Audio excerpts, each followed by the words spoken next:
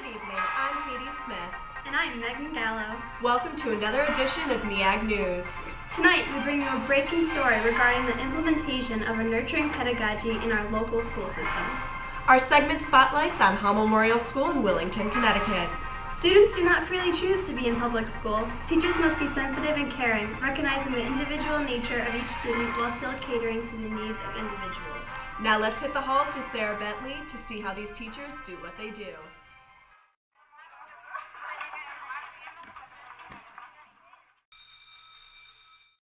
And what methods have you found most beneficial in helping students that are struggling, that aren't necessarily motivated to learn? They don't necessarily want to do an activity or aren't interested in the subject matter at hand? I think probably the most important thing with a struggling student, one that's not motivated, is letting them know that you care about them. To get them to be motivated, if they don't feel that you care at all, they're just tuned off you. So that's probably the first thing, is talking to them, letting them know that you think they can do it, that you know they can do this work. Meeting with them, maybe in the BCS or after school, to work on whatever it is they're struggling with. They need that one-on-one time, so you've got to try to find it wherever you can. That's often not within the time you have with the whole class. Students don't care how much you know until they know how much you care.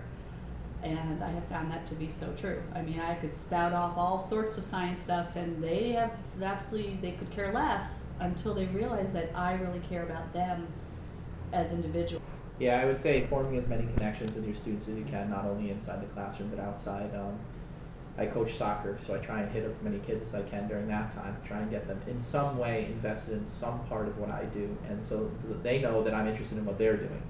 I find that if you're not interested in what a student's doing, then they're probably not going to be interested in what you're doing. So the more you can connect with them outside of school, inside of school, wherever you can, the more that they're going to feel connected to you, the more willing they're going to be to do something that they might not necessarily like to do. And then, like Ms. Rodriguez said, a lot of those students who are struggling, a lot of times the only way to reach them is really get that one-on-one time. So outside of school, inside of school, somewhere to get that individual, yes, we're going to do it, and yes, you can do it, and we're going to sit down and we're going to do it together.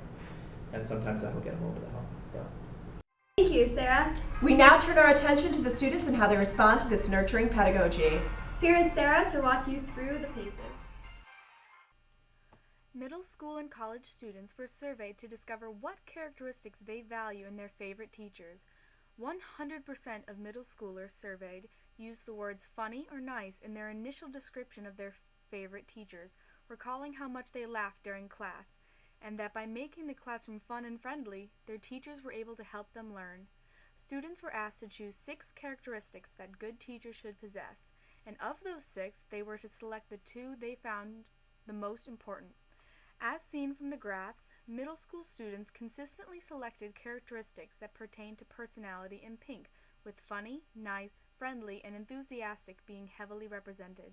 75% of the middle schoolers' top 2 characteristics came from the personality category, with 56% solely from nice and funny. Conversely, college students who have passed this initial personal identification phase have moved on and found the most important characteristics to lie in the green supportive category, with approachable, caring, and helpful being most popular.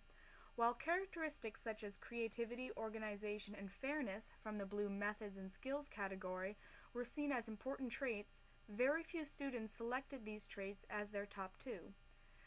The concept of developing an effective, nurturing pedagogy revolves around the idea of providing caring support.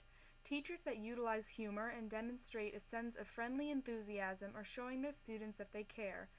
Once the students are older and understand how much their educators care for them, they can learn to trust their teachers and accept the support they provide both personally and academically. Well, that does it for our broadcast. Be sure to tune in next time for another exciting edition of Neag News.